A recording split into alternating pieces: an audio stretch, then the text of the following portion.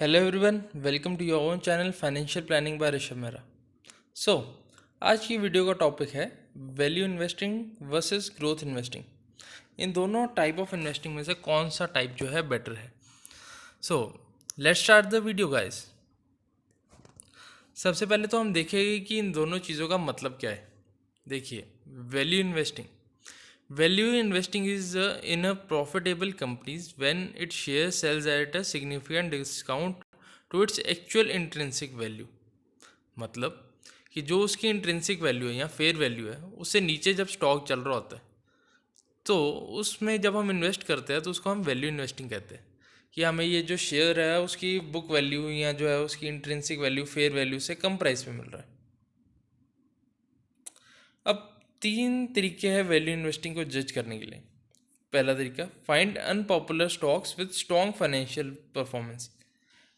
जैसे हम देख रहे होंगे HDFC बैंक पकड़ते हैं अगर हम, वो जो है अपने लीडर है बैंकिंग सेक्टर में, पर वो जो है इस टाइम बहुत अनपॉपुलर है। वो जो है अपने कह लीजिए सेक्टर की पी से भी कम पे चल रहा है, तो वो एक वैल्यू इन्वेस्टिंग हो जाती है।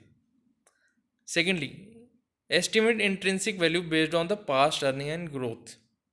Third, invest when stock is trading below it's intrinsic value. जैसे हमने HDFC की बात की, अब HDFC बैंक जो है इंट्रेंसिक वैल्यू से तो कम नहीं चल रहा, पर हाँ अपने जो है सेक्टर के कंपैरेटिव, एक लीडर स्टॉक अपने सेक्टर के कंपैरेटिव सस्ता हो तो मतलब उसको भी हम एक वैल्यू इन्वेस्टिंग कैटेगरी में डाल सकते हैं।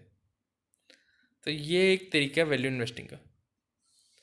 अब दूसरी चीज़ है ग्रोथ इन्वेस्टिंग। ग्रोथ इन्वेस्टिंग क्या कहती है? The conventional definition of a growth investing is an investor who buys high price to earning ratio stock और high price to book ratio stock. जिसका एक एग्जांपल हम ले लेते हैं, जैसे IRCTC ले लेते हैं या जोमेटो ले लेते हैं। अब जोमेटो जैसा स्टॉक जो है उसकी अर्निंग्स नेगेटिव में है, ठीक है, तो हम उसको कैसे जज करें? वो एक सिर्फ स्पेकुलेशन है कि ये फ्यूचर में जाकर इतना ग्रोथ करेगी। उस बेस पे जो है हम उसको आप उसके सेल्स के बहुत ज़्यादा मल्टीपल्स पे खरीद लेते हैं। The generic definition, an investor who buys growth companies where the value of growth potential is being underestimated. In other words, both value and growth investor want to buy undervalued stock. The difference lies mostly in where they think they can find these bargains and what they view as their strengths। जैसे value investing में मैंने बात की, वो अपने sector से P के कम पे जो है एक स्टॉक उठाते हैं। उसी तरीके ग्रोथ वाले जो लोग होते हैं, ग्रोथ इन्वेस्टिंग करते हैं, वो जो एक हायर पी पे स्टॉक उठाते हैं, एस्टिमेटिंग कि ये फ्यूचर में जो है इससे जितना इसका प्राइस टू अर्निंग रेशियो है इससे मल्टीपल्स में जो है वो ग्रोथ दिखाएगा, वहाँ 10 टाइम्स 100 टाइम्स ग्रोथ दिखाएगा। उसको एक स्पेकुलेट करके जो है ग्रोथ इन्वेस्टिंग की जाती है। ओके, अब बात करते हैं how to find best growth stocks. Firstly, drive long term trends. जैसे ई-कॉमर्स हो गया, डिजिटल एडवर्टाइजमेंट हो गया, डिजिटल पेमेंट्स हो गया, मतलब इसमें कंपटीशन कम है, मार्जिन ज़्यादा है, इसका फ्यूचर जो है बहुत ब्राइट है। उस तरीके से जो है ग्रोथ इन्वेस्टिंग के ये फर्स्ट पैरामीटर आ गया। Process competitive advantages. अब जैसे जोमेटो की बात हम कर रहे थे, अब वो एक 50% से ज़्यादा जो है वो होल्ड करता है शेयर फूड डिलीवरिंग मार्केट में, तो एक kind of a monopoly share हम कह लेंगे। और they have very large market. अब जोमेटो का हमने देखा कि 50% से ज़्यादा मार्केट शेयर है, but total market food market में फूड डिलीवरी जो है वो लेस देन 5% है। तो मतलब वही 95% जो है ये मार्केट कैप्चर कर सकते हैं। तो हमें जो है मार्केट ढूंढनी पड़ेगी, उसकी एक सस्टेनेबल मार्केट है कि नहीं। अब ये देखते हैं basic difference between growth and value investing. सबसे पहले आता है फोकस। फोकस में वैल्यू वाले इंट्रिंसिक वैल्यू देखते हैं, ग्रोथ वाले ग्रोथ देखते हैं। प्राइसिंग, वैल्यू इन्वेस्टर जो होता है एक अंडर प्राइस स्टॉक लेता है, जबकि ग्रोथ वाला fair fair to over valued stock लेता है। उनके लिए जो है price to earning ratio matter ही नहीं करती, उनको सिर्फ ग्रोथ देखनी होती है, ग्रोथ कितनी हो सकती है। टारगेट्स, वैल्यू इन्वेस्टिंग जो है स्ट्रॉन्ग कंपनीज भी जो स्ट्रेस में परफॉर्म करती हैं उनको लेते हैं, जबकि जो है ग्रोथ वाले हाई ग्रोथ पोटेंशियल कंपनीज लेती है। प्रॉफिट सोर्सेज, वैल्यू इन्वेस्टिंग के लिए डिविडेंड स्टॉक्स है, जबकि जो है ग्रोथ के लिए कैपिटल गेन है। ग्रोथ स्टॉक्स में कभी भी हमें डिविडेंड नहीं मिलता, और अगर मिलता है तो बहुत ज़्यादा कम, जैसे 0.1 0.05%।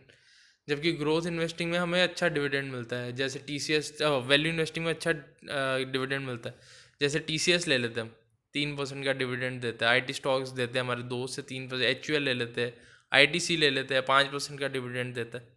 तो एक बेसिक मोटा मोटा फ़र्क था। अब हम देखते हैं डिफरेंस। वैल्यू इन्वेस्टिंग जो है लो पी स्टॉक्स लेते हैं, जिनका डिविडेंड हाई होता है, उनकी बैलेंस शीट स्ट्रॉन्ग होती है with 0 to no debt। Prices are lower than stock in same sector, tend to beat market bear markets. मतलब अगर मार्केट 20% गिरती है तो ये वैल्यू इन्वेस्टिंग स्टॉक जो है 15% या 10% गिरेगी। और lastly, current market price trades at a discount than the intrinsic value. दूसरी तरफ ग्रोथ इन्वेस्टिंग वाले क्या करते हैं, a large expanding market opportunity वाले स्टॉक्स देखते हैं। और दूसरा, ग्रोथ स्टॉक्स जो होते हैं वो मोर वॉलेटाइल होते हैं देन द ब्रॉडर मार्केट। अगर बेयर मार्केट में एक मार्केट जो है 20% गिरती है तो ये जो है 50% तक गिर जाते हैं। उसी तरीके बुल मार्केट में भी ऐसे ही होता है, 20% चढ़ती है तो ये 50-100% भी चढ़ जाते हैं। ग्रेट कॉर्पोरेट कल्चर होना चाहिए इन कंपनीज का, generally does not pay dividend जैसे हमने बात की, and tend to dominate bull markets. अब आप सोच रहे होगे, जब ग्रोथ इन्वेस्टिंग और वैल्यू इन्वेस्टिंग में फ़र्क है तो उनके रिटर्न भी अब अलग अलग हो गए। हम देखते हैं ये दोनों चीज़ें जो है ऑपोजिट ट्रेंड में चलती है। कई ईयर्स जो है ग्रोथ स्टॉक्स जो है वो डोमिनेट करते हैं मार्केट को, कई ईयर्स जो है वैल्यू स्टॉक्स डोमिनेट करते हैं। सो अब हम देखते हैं 1979 से लेके 2020 तक कुछ ईयर्स जो है हमारा ग्रोथ इन्वेस्टिंग स्टॉक्स जो है वो ज़्यादा अच्छा रिटर्न देते हैं, और कुछ टाइम जो है हमारा वैल्यू इन्वेस्टिंग स्टॉक्स अच्छा देते हैं। ये जो हमने हर उसके बाद भी देखा है कि हर क्रैश के बाद हमारा कैसे ये सिनेरियो चेंज होता है। जब क्रैश के बाद बुल मार्केट आती है तो ग्रोथ इन्वेस्टिंग स्टॉक्स ज़्यादा बढ़ते हैं as compare to value investing stocks. तो ये एक रिप्रेजेंटेशन है फ्रॉम 1979 टू 2020। आप देख लीजिए ये ऑपोजिट डायरेक्शन में चलते हैं दोनों चीज़ें। अब हमने देखा है कि ऑपोजिट डायरेक्शन में चलते हैं तो कौन सा बेटर है रिटर्न्स के मामले में, कौन सा बेटर है। नेक्स्ट स्लाइड में हम देखते हैं रिटर्न्स के मामले में। अब क्या है, ये इंडिया में बेस्ड है नहीं कोई इंडेक्स जो इसको ट्राई कर सके, पर अमेरिका में बेस्ड है। Russell 1000 growth index and Russell 1000 value index. अब हम जब देखते हैं तो ऑब्जर्व कीजिए आप, ग्रोथ इंडेक्स में क्या है, वॉलेटिलिटी ज़्यादा है, 10% अप माइनस चलता है। जबकि वैल्यू इंडेक्स में कांस्टेंट रिटर्न आएगी। पर जब हम इसको एनुअलाइज्ड रिटर्न निकालते हैं तो ये जो है अप्रॉक्सीमेटली जो है सिमिलर टाइप्स ही आती है। इसमें जो ग्रोथ इंडेक्स है वो आता है 13% का, और रसल वैल्यू इंडेक्स जो आता है वो आता है 12% का। तो मतलब अप्रॉक्सीमेटली आधा 1% का ही फ़र्क है over long period of time.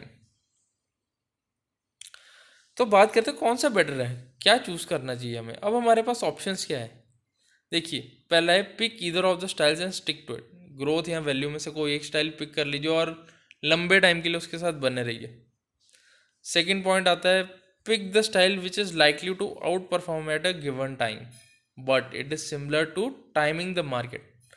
कि आप टाइम कर रहे हैं मार्केट को कि अच्छा ये 5 साल जो है हमारा वैल्यू इन्वेस्टिंग चलेगी, ये 5 साल जो है हमारा ग्रोथ इन्वेस्टिंग चलेगी। तो उसको मार्केट को टाइम करना एक बहुत इम्पॉसिबल सी चीज़ है। थर्डली है own some of both the stocks, both growth and value investing.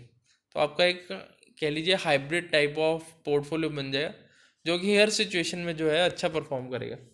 कुछ साल जो है आपका वैल्यू इन्वेस्टिंग स्टॉक्स परफॉर्म करेगी, कुछ साल जो है ग्रोथ इन्वेस्टिंग स्टॉक्स परफॉर्म करेंगे। तो आपको जो है उनको लंबे टाइम के लिए होल्ड करना पड़ेगा। पर अब देखते हैं प्रोफेशनल ट्रेडर्स या प्रोफेशनल इन्वेस्टर्स क्या करते हैं। उन्होंने एक जो है अलग तरीका निकाला है, उसे कहते हैं GARP stocks, investing strategy to identify growth stocks at a reasonable price. इसे कहते हैं GARP। तो इसमें क्या करते हैं, सबसे पहले जब हम स्क्रीनर लगाते हैं तो लो अर्निंग स्टॉक्स निकाल देते हैं, मतलब हाई अर्निंग स्टॉक्स रह गए अब हमारे पास। सेकेंडली जो है बहुत हाई 200-300 वाले जो है पी निकाल देते हैं हम। अब हाई अर्निंग ग्रोथ के साथ हमारे पास अब नॉमिनल जो है पी स्टॉक्स आ गए। फिर अब हम देखते हैं P G ratio less than 1 किन में है, मतलब ये जो है अभी भी अंडर वैल्यूड है। जैसे मुथूट फाइनेंस है, मुथूट फाइनेंस की अब मैं बात करूँ आपके साथ तो उसका अर्निंग्स जो है मोर देन 20% है, ईयर ऑन ईयर ग्रोथ जो आती है। उसका पी लेस देन 20 है, तो मतलब प्राइस जो है एज़ कम्पेयर टू अर्निंग जो है बड़ा कम है, ग्रोथ अच्छी है। और उसका P G ratio less than 0.5 है, मतलब इसमें बहुत ज़्यादा ग्रोथ पोटेंशियल है। तो ये जब हम स्क्रीनर लगा लेते तो हमारे पास जो स्टॉक आ जाते हैं वो अब हमारे पास है growth stocks at low P ratio and having high high growth capacity. तो हमें उन स्टॉक्स को चूज़ करके उनमें इन्वेस्ट करना चाहिए जिससे हमारा पोर्टफोलियो जो है अच्छे वैल्यूएशन पे हो और हमें बहुत अच्छी ग्रोथ भी दे। थैंक यू गाइस, अगर आपको वीडियो पसंद आई हो तो प्लीज़ लाइक शेयर और कमेंट ज़रूर कीजिए।